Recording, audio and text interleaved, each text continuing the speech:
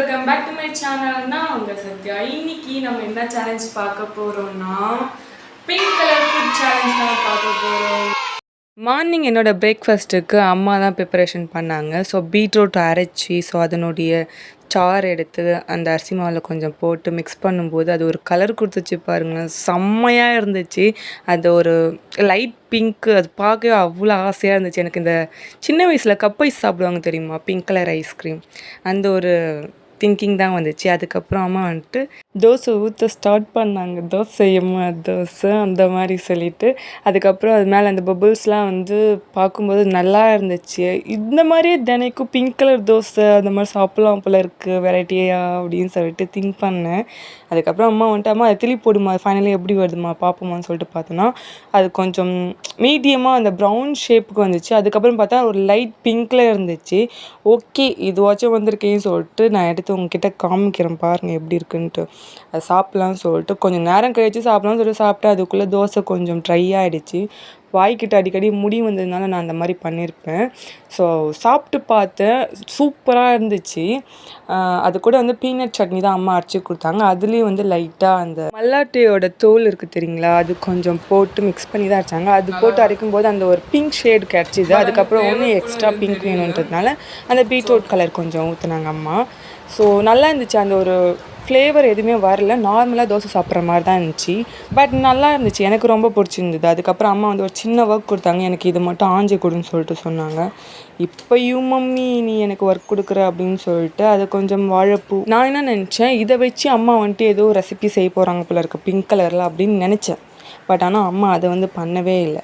எனக்கு அதை மட்டும் ரெடி பண்ணி கொடுன்னு சொன்னாங்க. சரின்னு சொல்லிட்டு நான் ரெடி பண்ணி கொடுத்துட்டேன். என்னுடைய ஆஃப்டர்நூன் லஞ்சுக்கு என்னன்னு பார்த்தீங்கன்னா பீட்ரூட் ரைஸ் தான்.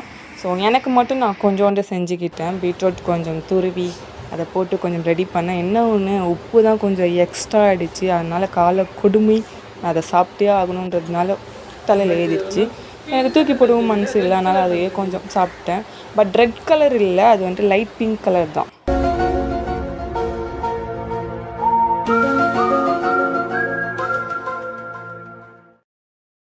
ஈவினிங் போயிட்டு மில்க் ஷேக் குடிக்கலாம்னு சொல்லிட்டு ஷாப் போயிருந்தேன். ஸோ ஸ்ட்ராபெரி மில்க் ஷேக் செம்ம சில்லுன்னு மேலே ஐஸ்கிரீம்லாம் போட்டு கொடுத்துருந்தாங்க.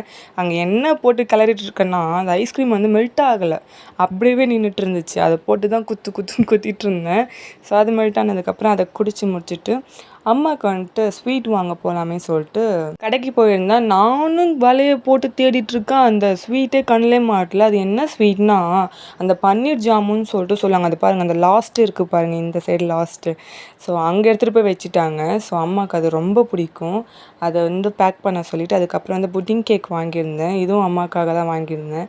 அவங்க ஆசைப்பட்டு கேட்டதுனால அதனால் இது வாங்கிட்டு வந்துட்டேன். வாங்கிட்டு நான் கிளம்பிட்டேன். ஹாய், நைட்டு டின்னர் அம்மா என்ன ப்ரிப்பரேஷன் பண்ணியிருக்காங்க சொல்லிட்டு பார்க்கலாம் வாங்க. அம்மா வந்துட்டு நைட்டு டின்னருக்காக தான் இப்போ ப்ரிப்பரேஷன் போயிட்டுருக்கு. நான் அந்தளவுக்கு சரியாக காமிச்சிருக்க மாட்டேன், ஏன்னா நான் ஷார்ட்டாக எடுத்துட்டேன்.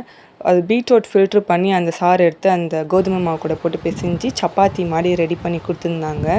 ஸோ வராதுன்னு நான் நினச்சேன். ஃபஸ்ட் டைம் இந்த கலர் சப்பாத்தி சாப்பிட்றேன்.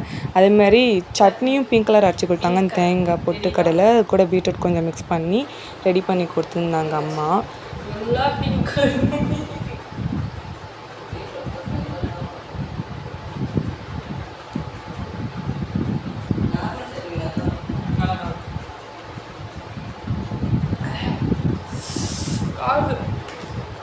ஃபைனலி என்னுடைய பிங்க் சேலஞ்ச் ஃபுட்டை ஃபினிஷ் பண்ண போகிறேன்.